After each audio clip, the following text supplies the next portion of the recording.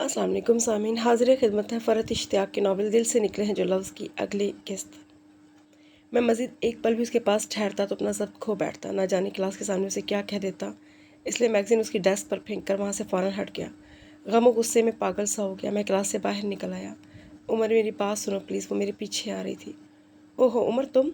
हमारे मैगज़ीन की in charge madam Salma जो सामने से आ रही थी, मुझे मुखातिब किया। वो क्लास से बाहर निकली थी अभी। भाई बहुत अच्छा लिखते हो तुम उमर। अगर ये तुम्हारी पहली तहरीर है तो मैं वाकई बहुत हैरान हूँ। और हैरत तो मुझे तुम्हारी मैच्योरिटी पर भी है। इस उम्र में ये पुख्तगी और रवानी। तुम्हारे कई जुमलों पर तो मैं बाकायदा हैरत से कंग रह गई। यकीन ही नहीं आ रहा था कि तुम्हारी एज का कोई लड़का इतना मैच्योर अंदाज में तहरीर लिख सकता है। ज़बरदस्त भाई ज़बरदस्त, कीप इट अप। मैं इस तारीफ पर खुश नहीं बल्कि मज़ीद गुस्से में आ गया। मेरे बराबर में खड़ी बदिया कुछ डर कर और कुछ आस पास मुझे यूँ देख रही थी जैसे इस तारीफ पर मेरा गुस्सा कुछ ठंडा हो जाएगा। उमर प्लीज़ मुझसे नाराज़ मत हो। इस रोज़ जब अमर मैम, आसिफ हमदानी और उसके ग्रुप ने हमारे बारे में बुरे कमेंट्स दिए तो मुझे बहुत गुस्सा आया। मेरा दिल चाहा कि मैं इन्हें और सारी दुनिया को बताऊं कि तुम कितने जीनियस हो, कितने एक्स्ट्रा ऑर्डनरी हो और कितने ज़्यादा टैलेंटेड हो। इसलिए मैंने तुम्हें बताए बगैर इसलिए तुमने मुझे बताए बगैर, मेरी इजाज़त के बगैर मेरी कहानी लिखकर मैगज़ीन में दे दी। मैं इसकी बात काट कर चिल्लाया। हम दोनों स्कूल से घर आ चुके थे। अब पोर्च में खड़े ही झगड़ा हो रहा था। मेरी कहानियाँ सिर्फ तुम्हारे लिए, सिर्फ तुम्हारे लिए और किसी और के लिए हरगिज़ हरगिज़ भी नहीं है। तुम्हें किसने ये हक दिया वदिया कमाल कि तुम मुझे जीनियस और एक्स्ट्रा ऑर्डनरी साबित करो? मैंने तो नहीं दिया। नहीं है शौक़ मुझे लोगों पर अपनी काबिलियत साबित करने का। नहीं है शौक़ मुझे लोगों को अपनी सलाहियतें दिखाने का। तुमने मेरा भरोसा तोड़ा है वदिया।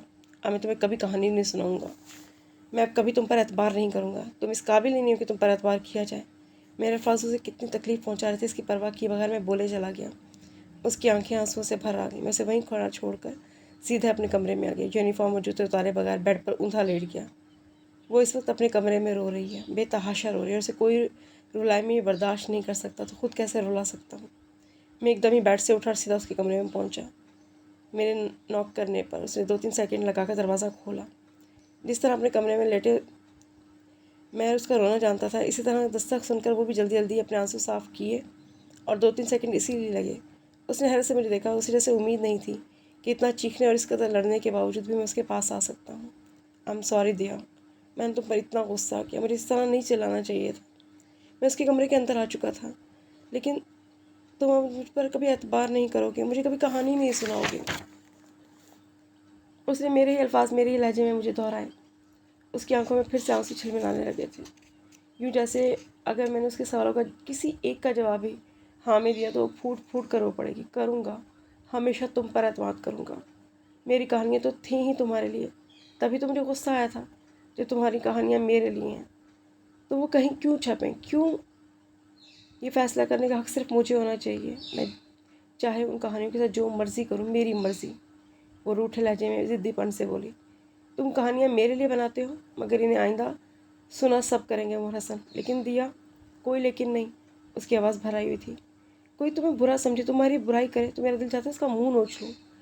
ठीक है, तुम आसिफ हमदानी को की तरह स्पोर्ट्स में अच्छे नहीं हो, उसकी तरह क्लास में हर वक्त बक बक करके खुद को नुमाया नहीं कर सकते। मगर उमर, अब हम यहाँ कहते हैं हर आदमी हर काम नहीं कर सकता। जो तुम कर सकते हो वो पूरी क्लास तो क्या, पूरे स्कूल में कोई नहीं कर सकता।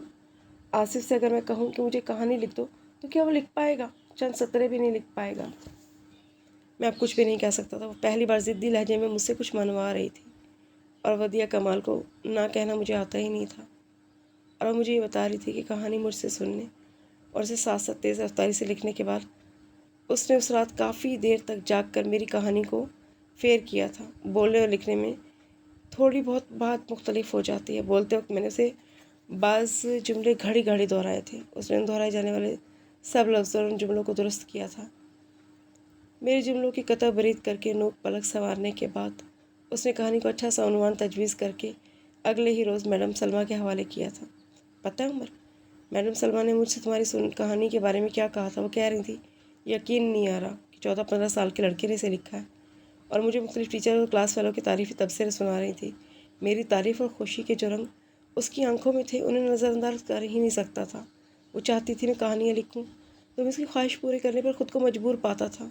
अब कहानियाँ लिखने के सिवा कुछ कर ही नहीं सकता था। कैसी चाहती ये इस लड़की की आंखों में सदा खुशियाँ देखने की। और फिर यूँ ज़िंदगी के 14वें 15वें साल में میں کہانیاں سوچنے کے ساتھ انہیں لکھنا بھی شروع کر دیا۔ ودیا بہت منع کرنے کے باوجود میگزین ابا میاں انکل اور آنٹی کو دکھانے کے لیے لے گئی۔ ابا میاں انکل آنٹی تینوں مجھے ایک شرمیلا اور معصوم سمجھتے تھے۔ ان کے سامنے اپنے احساسات کو بے پرواہ کرتے جھجک رہی تھی، مگر ودیا نے میری ایک نہیں سنی۔ اس نے سارے جگ میں میری اس اولین کامیابی کا ڈھنڈورا پیٹ دینا تھا، وہ کامیابی جس کے حصول کے لیے میں نے کوئی جدوجہد بھی نہیں کی تھی۔ ابا میاں دیکھیں، عمر کی کہانی چھپی ہے۔ ابا میاں آنٹی اور انکل تینوں حیران ہوئے تھے۔ انہیں جیسے مجھ جیسے کم آمیز اور کم سخن سے اس قسم کے کام کی توقع نہیں تھی۔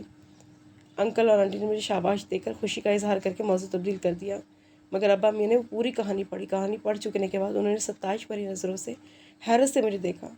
سب کی طرح انہیں بھی یقین نہیں آتا یہ کہانی تم نے لکھی ہے۔ تعریف میں چھپا در پردہ یہ شک کہ ضرور کہیں کسی سے نقل کی ہے، مگر یہ بولے نہیں۔ عمر میں حیران ہوں اور خوش بھی۔ تمہاری عمر کا کوئی لڑکا انسانی جذبات اور احساسات کا اتنا گہرا مشاہدہ بھی رکھ سکتا ہے؟ تم لکھنا جاری رکھو عمر، میں تم میں ایک رائٹر دیکھ رہا ہوں، ایک بہت بڑا رائٹر۔ ابا میاں کی تعریف پر ودیا پھولے نہیں سما رہی تھی خوشی سے، اور میں صرف مسکرا رہا تھا۔ میں اسے حوصلہ افزائی ہی سمجھتا، اسے میں نے سچ نہیں مان لینا تھا۔ ودیا کے لیے ابا میاں کی تعریف صنعت کا درجہ رکھتی تھی، ایک بہت بڑے نقاد کا کسی نوآموز لکھنے والے کے کام پر تعریفی تبصرہ۔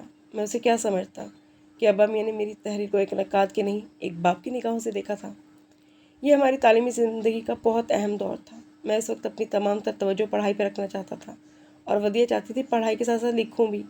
پہلی کہانی کے بعد اس نے زور دے دے کر مجھ سے دوسری کہانی لکھوائی۔ سپہر اور شام میں روزانہ جس وقت مجھے کہانی سناتے ہو بس اسی وقت لکھو۔ ہمارا کہانیاں سننے اور سنانے کا ایک لمبا دور یوں ختم ہو چلا، اور ابھی سے کہانیاں سنانے کے بجائے میں کہانیاں لکھتا تھا۔ پہلی مرتبہ لکھنے بیٹھا تو عجیب سی الجھن ہوئی، کیسے لکھوں گا؟ مجھے تو لکھنا نہیں آتا۔ کہانی ذہن میں ہونے سے کیا ہوتا ہے، سنانا اور بات ہے، لکھنا اور۔ ودیا اس بات کو سمجھتی کیوں نہیں؟ میں بڑا رائٹر کہیں کیسے بن سکتا ہوں؟ الجھتے الجھتے میں نے قلم اٹھا لیا، کاغذ اپنے سامنے کیا۔ پھر کیا ہوا مجھے ایک پل کے لیے بھی نہیں سوچنا پڑا۔ جو میرے ذہن میں تھا اسے میں نے بڑے آرام سے روانی سے لکھے چلا جا رہا تھا۔ ارے یہ کام تو بالکل بھی مشکل نہیں ہے۔ رات دیر تک جاگ کر میں نے کہانی مکمل کر لی تھی اور صبح ودیا کو دکھائی تھی۔ کہانی کا خلاصہ زبانی میں نے اسے لکھے بغیر ہی سنا دیا تھا۔ اس نے کہانی پڑھی اور حسب عادت واہ واہ اور تعریفیں کرنا شروع کر دی۔ میری وہ کہانی بھی شائع ہو گئی تھی، اور اس بار ودیا نے مجھ سے چھپ کر نہیں بلکہ خود جا کے میڈم سلمیٰ کو اپنا مسودہ دیا تھا۔ تیسری کہانی ودیا کے اصرار پر میں نے بچوں کی میگزین میں بھیجی۔ میں بھیجتے ہوئے گھبرا رہا تھا، کہیں کہانی شائع نہ ہوئی تو ودیا کو دکھ ہوگا، اور وہ ضد تھی کہ بھیجو۔ اور میں یقین رکھنے کے باوجود کہ میری کہانی بچوں کی اس میگزین میں جگہ نہیں پا سکی، اسے پوسٹ کر دیا۔ وہ کہانی شائع ہوئی تھی، اور بغیر کسی طویل انتظار کے شائع ہوئی تھی۔ اب تو جیسے ایک سلسلہ چل پڑا، اسکول میگزین، بچوں کی میگزین۔ تم اس روز جو آئیڈیا مجھ سے ڈسکس کر رہے تھے نا، اس پر کہانی لکھو۔ ایک تو آئیڈیا منفرد ہے، اس پر تمہارے لکھنے کا انداز زبردست ہے، دیکھنا سب کو کتنا پسند آئے گی تمہاری کہانی۔ وہ مجھ سے اصرار کر کے، مجبور کر کے، دھمکیاں دے کر، ناراض ہو کر، حق جتا کر کسی نہ کسی طرح لکھوا لیا کرتی تھی۔ میں اپنا ہر آئیڈیا اسے ڈسکس کرنے کے بعد اس پر کہانی لکھتا۔ میرے لکھنے کے بعد وہ اسے پڑھتی، اس پر تعریف اور تنقید دونوں کرتی، اور پھر میں اسے سپرد ڈاک کرتا۔ میں نے خود کو رائٹر سمجھنا شروع نہیں کر دیا تھا، یہ سب تو بس یوں ہی تفریحاً تھا، مگر پھر بھی میں ودیا کی تنقید کو بہت توجہ سے سنتا۔ میری جس بات پر اسے اعتراض کیا ہوتا اس نے اگلی بار اسے بالکل نہ دہراتا۔ اسکول میں ایک دم مشہور ہو گیا تھا۔ میرے کئی کلاس فیلوز اور بہت سے جونیئر بچوں کا وہ منتھلی میگزین ذوق و شوق سے پڑھتے تھے جس میں میری کہانیاں شائع ہو رہی تھیں۔ وہ سب مجھے اہمیت دینے لگے تھے، وہ سب مجھے میری کہانیوں کے متعلق باتیں کرنا مجھ سے پسند کرتے تھے۔ میں ابھی بھی کم گو تھا، جب بولنے کی بات آتی تو کسی لمبے لمبے فکروں کے جواب میں بھی صرف چند لفظ ہی بول پاتا تھا۔ کراچی کے مختلف اسکولز کے بچوں کے درمیان سٹوری رائٹنگ کمپٹیشن ہوا تھا۔ اس مقابلے میں ہمارے اسکول میں میری کہانی منتخب ہوئی تھی، اور جب مقابلے کا نتیجہ آیا تو میری اس کہانی کو اول انعام ملا تھا۔ ودیا تو خوشی سے پاگل ہو گئی تھی، اور میں حیران ہو رہا تھا، تو کیا واقعی دیا ٹھیک کہتی تھی؟ میں کیا واقعی اچھا لکھتا ہوں؟ میں بہت خوش تھا۔ غلط تھا میں ودیا سے کہ مجھے لوگوں پر اپنی قابلیت جتانے کا شوق نہیں تھا، مگر جب اسکول کے پرنسپل نے مجھے اپنے آفس میں بلا کر تعریفی سرٹیفکیٹ، شاباش اور مبارکباد دینے کے بعد یہ پوچھا کہ میرے والد کیا کرتے ہیں، تو میں ایک حسین خواب سے جاگا، آسمان سے اتر کر زمین کی گہرائیوں میں پر اتر آیا۔ ان کا انتقال ہو چکا ہے۔ کے بعد بھی مزید سوالات تھے۔ جب وہ زندہ تھے تو کیا کرتے تھے؟ اس عمر میں اتنا پختہ انداز تحریر رکھنے والا لڑکا یقیناً کسی بہت بڑے رائٹر کا بیٹا ہوگا۔ وہ محض اس لیے سوال پوچھ رہے تھے۔ میں سوچ رہا تھا کیا جھوٹ بولوں، وہ رائٹر تھے، وہ ڈاکٹر تھے، وہ انجینئر تھے، وہ وکیل تھے، وہ پائلٹ تھے۔ مور ناچتا ناچتا اپنے پیروں کو دیکھ کر رو پڑا نا۔ میرے ساتھ بھی زندگی بھر ایسا ہی رہا۔ جب کبھی میں پورے دل سے خوش ہونا چاہا، کہکے لگانے چاہے، میری ذات سے وابستہ ایک کڑوی سچائی میرے روبرو آ کے کھڑی ہو گئی۔ کہیں خوشی سے سرشار ہوتے کسی لمحے میں فرضی باپ کا نام لکھتے یا بولتے رو پڑا، تو کبھی کسی ماں اور باپ کے بارے میں کوئی سوال کر کے ہر بھولی سچائی یاد دلا کر کہکوں کو آنسوؤں میں تبدیل کر دیا۔ میں اپنے پاؤں مضبوطی سے زمین پر جما کر کبھی کھڑا ہو ہی نہیں سکا۔ ایک بات ہے جو مجھے ہر حال میں لوگوں سے چھپائے رکھنی ہے، ورنہ مجھے کبھی برابری کا درجہ نہیں دیں گے۔ اس خوف اور اس ڈر نے مجھے زندگی میں کبھی سر اٹھانے نہیں دیا۔ کسی بھی انسان کا اپنی پیدائش پر اختیار نہیں، میرا بھی نہیں تھا۔ میں اگر کسی گمنام ماں باپ کی اولاد تھا تو اس میں میرا کیا قصور تھا؟ مگر کوئی قصور نہ ہوتے ہوئے میں نے ساری زندگی اس قصور کی سزا کاٹی تھی۔ میں نے ان دو لوگوں سے اکثر نفرت نہیں کرتا تھا تو کبھی محبت بھی نہیں کر سکا تھا۔ وہ دو لوگ جو میری زندگی کو اس قدر مشکل بنا گئے تھے، جو میرے لیے صرف اور صرف ذلتیں اور رسوائیاں چھوڑ گئے تھے۔ 10th گریڈ میں آ کر میں نے بچوں کے لیے لکھنا ترک کر دیا، بڑوں کے لیے لکھنا شروع کر دیا، اور ساتھ ہی ساتھ اپنے اسکول کے چند بچوں کو ٹیوشنز پڑھانا بھی شروع کر دی۔ میں جو کہانیاں ودیا کو سناتا ہوں وہ کبھی لکھوں گا کبھی میں نے سوچا بھی نہیں تھا۔ ایسی سوچ کبھی میرے خواب و خیال میں بھی نہیں آئی تھی، مگر جب ودیا کے کہنے پر میں نے لکھنا شروع کر دیا تو کچھ مختلف پایا۔ مشکل محسوس نہیں ہوا۔ میرے لیے کہانی لکھنا بالکل ایسا ہی تھا جیسے میں ودیا کو سنایا کرتا تھا، اپنی زبان سے بول کر نہیں، ہاتھوں سے لکھ کر سناتا۔ اور لکھنا بھی فرق صرف اتنا پڑتا تھا کہ سنتی وہ اکیلی تھی اور لکھا ہوا اس کے علاوہ اور دوسرے لوگ بھی پڑھتے تھے۔ اپنا لکھا ہوا چھپتا دیکھنا، اس پہ تعریفیں وصول کرنا مجھے بھی اچھا لگنے لگا تھا۔ بچوں کی کہانیاں لکھتے لکھتے بڑوں کے لیے لکھنا شروع کیا تو ودیا کے مشورے سے ایک میگزین میں تحریریں بھیجنا شروع کر دی، اپنے اصلی نام سے نہیں بلکہ قلمی نام سے۔ پہلی مرتبہ ادبی حوالے سے اچھی شہرت کے حامل اس بڑے میگزین میں اپنی تحریر کو بھیجتے وقت میں گھبرا رہا تھا، جھجک بھی رہا تھا۔ قلمی نام سے بھیجنے کی وجہ تھی کہ میں خود کو چھپا کے رکھنا چاہتا تھا۔ اگر ودیا کی تعریفیں سچی ثابت ہوئیں اور میرا افسانہ شائع ہو گیا تو ابا میاں اور تمام ملنے والوں کے سامنے مجھے کتنی شرمندگی ہوگی۔ وہ ایک افسانہ 15 سال کے لڑکے کا نہیں بلکہ ایک 30-32 سال کے میچی اور مرد کا لکھا ہوا لگتا تھا۔ اسے ایک 15 سال کے بچے نے لکھا ہے۔ اس ایک بات کے سوائے اس میں بچوں والا کچھ بھی نہیں تھا۔ ابا میاں اور دوسرے سب لوگ کیا سوچیں گے؟ میں اس عمر میں ایسی باتیں سوچتا ہوں، اتنی بڑی بڑی، اور پھر اس میگزین کے ایڈیٹر جو کہ اس سے بڑھ کر ایک عالم فاضل اور قابل مصنفین کی ادبی شاہکار اپنے میگزین میں شائع کرتے تھے کہ ایک اسکول کے بچے کی تحریر کو شائع کریں گے۔ میرے لیے بہتر یہی تھا کہ میں خود کو ایک قلمی نام اور فرضی تعارف کے پیچھے چھپا لوں۔ میرا لکھا ہوا کبھی کے ایڈیٹر نے رد نہیں کیا تھا۔ میں خود کو چھپائے رکھنا پسند کرتا تھا۔ میرے متعلق رائے قائم کر لی گئی تھی۔ اس کے باوجود میری ہر تحریر کی اشاعت کے بعد ایڈیٹر مجھے تعریفی خط لکھتے جس میں اپنے میگزین کے حوالے سے مزید لکھنے کو کہا جاتا۔ میرا نام آنے والے کسی بھی ایڈیٹر کا تعارفی اور فرمائشی خط ودیا کا سیر و خون بڑھا دیتا تھا۔ میرے ذہن میں آنے والی خرافات اور من گھڑت قصے کہانیاں جنہیں میں صرف ودیا کو خوش کرنے کی خاطر تخلیق کیا کرتا تھا کے ذریعے میں کبھی روپیہ کما سکوں گا، ایسا میں نے کبھی سوچا بھی نہیں تھا۔ میرے لکھے لفظ پیسہ کما کر دے سکتے ہیں۔ پہلا اعزاز یہ وصول کرتے ہوئے میں نے حیرت سے سوچا، بہت کم صحیح پر وہ قلیل رقم میں نے اپنی محنت سے کمائی تھی، اور اپنی پہلی کمائی مجھ کم اعتماد میں خاصا اعتماد پیدا کر گئی تھی۔ اپنے پہلے اعزاز یہ کہ تمام پیسے میں ودیا کو آئس کریم کھلانے اور کتابوں کا تحفہ دینے پر خرچ کیے تھے۔ وہ مجھے بہت تحفے دیتی تھی اور میں بہت کم۔ اس کے دادا کے پیسوں سے اسے تحفہ دینا مجھے برا محسوس ہوتا تھا۔ اس پہلے اعزاز کے بعد میں نے یہ سوچا تھا، عمر حسن تم بہت بچے بن گئے۔ کب تک ابا میاں پر بوجھ بنو گے؟ کب تک ان سے سب کچھ لیتے رہو گے جو لینا تمہارا حق نہ تھا، نہ ہے؟ ذرا کوشش کرنے پہ مجھے اپنے ہی اسکول کے چند بچوں کو اردو اور انگلش میں جو کمزور تھے ان کے گھروں پر جا کر ٹیوشنز پڑھانے کا موقع مل گیا۔ میں نے گھروں پر جا کر پڑھا رہا تھا، اس لیے مجھے پیسے زیادہ سے زیادہ مل رہے تھے۔ یہ پہلا کام تھا جو میں نے ودیا کے کہنے پر نہیں بلکہ اپنی مرضی اور اپنے فیصلے سے کیا تھا۔ میں جانتا تھا کہ وہ وجہ سے خود آگاہ ہے، تبھی اس نے مجھے ایسا کرنے سے نہیں روکا تھا۔ ابا امی نے البتہ یہ سنتے ہی کافی ناراضگی کا اظہار کیا تھا۔ تمہیں پیسوں کی مزید ضرورت پڑتی ہے تو مجھے کہتے اپنے اسکول کے اس آخری سال کو جو تمہارا کیریئر بنانے کے لیے انتہائی اہم تھا دوسرے کاموں میں کیوں ضائع کر رہے ہو؟ وہ مجھ پہ خفا ہو رہے تھے اور میں نے یقین دلا رہا تھا کہ میرے رزلٹ کے حوالے سے انہیں کبھی مایوسی نہیں ہوگی اور میں نے ان کی مرضی کا رزلٹ لا کر دکھاؤں گا۔ ابا میاں خود کماؤں گا تو پیسے کا درد بھی ہوگا، پیسے کس طرح کماتے ہیں یہ بھی پتہ چلے گا، اور مجھے اس کام کے لیے بس ضد دیکھ کر بحالت مجبوری خاموش ہو گئے تھے۔ ان کی خاموشی کو ان کی رضامندی جان کر میں نے ٹیوشنز شروع کر دی تھی۔ میں یہ سب کیوں کر رہا ہوں؟ شعوری طور پہ اس کی جو بھی توجیہات پیش کرتا، لاشعوری طور پہ اس کی صرف اور صرف ایک وجہ تھی، خود کو ودیعہ کمال کے قابل بنانا چاہتا تھا۔ کسی اور سے تو نہیں، خود سے میں نے یہ اعتراف کر لیا تھا۔ بس یہ لطیفہ نہیں تھا، ایک بے نام و نشان، ایک لاوارث لڑکا، ڈاکٹر سعادت علی خان کی پوتی اور سرجن کمال علی خان کی بیٹی کے خواب دیکھ رہا تھا، ڈر کر، خود سے بھی چھپا کر، لاشعوری طور پر، مگر دیکھ رہا تھا۔ کالج آ کر میرے لکھنے کی رفتار خاصی کم ہو گئی تھی۔ میں کبھی کبھار مہینوں میں کوئی ایک افسانہ لکھتا۔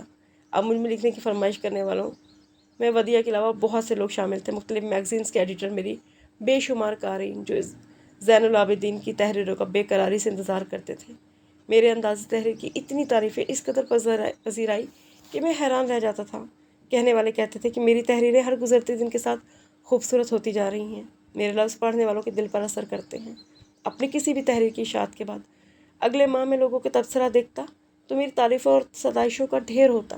مجھ سے ملنے کی، مجھے دیکھنے کی، میرے متعلق جاننے کی شدید ترین خواہش کا اظہار کیا جاتا۔ اتنی تعریفوں کے بعد تو جی چاہتا تھا کہ بس ہر وقت لکھوں، لکھنے کے سوا کوئی دوسرا کام کروں ہی نہیں۔ پر زنیرہ، تم جانتی ہو اور میں بھی، تعریفیں شاعروں اور ادیبوں کو خوش تو کر سکتی ہیں مگر ان کے گھروں کا چولہا نہیں جلا سکتی، ان کی ضروریات زندگی کو پورا نہیں کر سکتی۔ پاکستان جیسے ترقی پذیر ملک میں شاعر اور ادیب اپنی اس تخلیقی صلاحیت کو پروفیشن کے طور پہ اختیار نہیں کر سکتے۔ اس کے عوض انہیں اتنا پیسہ بھی نہیں مل پاتا کہ انہیں اپنی پرانے بیسک ضروریات کو پورا کر سکیں۔ یہ ترقی یافتہ ممالک میں ہوتا ہے، وہاں شاعروں اور ادیبوں کو ان کے کام کے عوض تعریف، ستائش، عزت اور شہرت کے ساتھ ساتھ پیسہ بھی خوب ملتا ہے۔ وہاں ایسی کتنی مثالیں بکھری پڑی ہیں کہ لوگوں نے اچھے بھلے پروفیشنز کو چھوڑ کر رائٹنگ کو بطور پروفیشن اپنایا۔ تخلیق کار بھی نارمل انسان ہی ہوتے ہیں، انہیں لباس، خوراک، مکان، ہر بنیادی چیز کی ضرورت ہوتی ہے جس کی دوسرے نارمل انسانوں کو ضرورت ہوتی ہے۔ لکھنا ایک بہت بڑا، مشکل اور صبر آزما اور دقت طلب کام تھا۔ جن تحریروں کو پڑھ کر ہم سیکنڈوں میں اچھی یا بری کہہ کر بکواس تھی کہہ دیتے ہیں، انہیں کسی نے کس محبت، کس محنت اور کس طرح وقت اور خون جگر لگا کر تخلیق کیا ہوتا ہے۔ میری زندگی کا وہ وقت شروع ہو چکا تھا جب مجھے سنجیدگی سے اپنے کیریئر کے متعلق سوچنا تھا۔ میرا یہ کیریئر رائٹنگ ظاہر ہے نہیں بن سکتی تھی۔ اچھی تعلیم، اچھی جاب، معقول آمدنی، مناسب رہائش، یہ سب تو بنیادی چیزیں تھیں جن کے لیے مجھے ابھی بہت سی کوششیں کرنا تھی اور اپنے بلبوتے پر کرنی تھی۔ ابا میاں سے میں پہلے ہی بغیر کسی حق کے بہت کچھ لے چکا تھا، وہ مجھے میری طلب اور میری اوقات سے زیادہ دے چکے تھے۔ ان کا دست شفقت، ان کی دعائیں، ان کی محبتیں تو میں زندگی بھر اپنے ساتھ چاہتا تھا، مگر ان کا پیسہ اب اور نہیں۔ تمہیں کس چیز کی کمی ہے عمر؟ کہ میری محبت میں کوئی کمی رہ گئی تھی؟ میرا خدا گواہ، میں نے تم میں اور دنیا میں کبھی کوئی فرق نہیں سمجھا۔ مجھے ٹیوشنز کے ساتھ گاڑیوں کی شو روم میں ایک معمولی حیثیت کی ملازمت اختیار کرتے دیکھ کر ابا میاں نے رنجیدگی سے کہا تھا۔ میرا فیل انہیں دکھی کر رہا تھا، میں جانتا تھا، اس لیے اٹھ کے ان کے پیروں میں آ کر بیٹھ گیا تھا۔ آپ کی محبت میں کوئی کمی نہیں ہے ابا میاں، آپ کی محبت تو بہت زیادہ ہے۔ میرے سگے ماں باپ ہوتے تو وہ بھی مجھے اس طرح نہ چاہتے جیسے آپ نے چاہا، مگر پھر بھی پلیز ابا میاں مجھے مت روکیں۔ میرا خود اپنی ذات پر اعتماد قائم کرنے کے لیے یہ بہت ضروری ہے۔ ابھی خود کو سنبھال نہیں پایا، خود میں اعتماد نہیں پیدا کر پاتا تو ساری زندگی کے سہارے ڈھونڈوں گا۔ پھر انہوں نے مجھے روکا نہیں، وہ جیسے سمجھ گئے تھے۔ کالج، ٹیوشنز، پھر شو روم، اتنی بے تحاشا مصروفیات کے بعد لکھنے کا وقت ملنا بہت مشکل تھا۔ ودیعہ کو میری مصروفیات سے بہت شکوے تھے، تو بھی اتنا ترسا کے کیوں لکھتے ہو، مجھ پہ بگڑتی تھی۔ تمہیں مجھ سے لکھوانے کا شوق کیوں ہے مس ودیعہ کمال؟ اور ویسے تو بتاؤ، تم خود کیوں نہیں افسانے وغیرہ لکھتی؟ جب اتنے اچھے اچھے آرٹیکلز لکھ سکتے ہو تو کہانیاں کیوں نہیں؟ ان دنوں ہم دونوں سیکنڈ ایئر میں تھے اور ودیعہ بچوں کے مختلف رسائل میں مضامین کے ساتھ ساتھ بعض اخبارات میں نوجوانوں کے لیے آرٹیکلز بھی لکھنے لگی تھی۔ کہانیاں سننے اور پڑھنے کا اسے بہت شوق تھا، مگر خود کبھی کہانی لکھنے کی کوشش نہیں کی تھی۔ کاش میں لکھ سکتی، پر عمر حسن کے جیسا حساس دل، جو چھوٹی چھوٹی غیر اہم چیزوں کو بھی اتنی حساسیت اور گہرائی سے دیکھتا تھا، محسوس کرتا تھا اور لکھتا تھا، کہاں سے لاؤں؟ تمہارا لکھا کچھ بھی پڑھوں تو بے ساختہ سوچتی ہوں، ہاں بالکل ایسا تو میں بھی سوچتی ہوں، اس بات کو تو میں بھی یوں ہی محسوس کرتی ہوں، پر وہ لفظ کہاں سے لاؤں جو عمر حسن کے سامنے ہاتھ باندھے اور سر جھکائے مؤدب کھڑے ہوتے ہیں، اور میرے پاس پھٹکتے بھی نہیں ہیں۔ آرٹیکلز لکھنے اور کہانیاں لکھنے میں بڑا فرق ہوتا ہے۔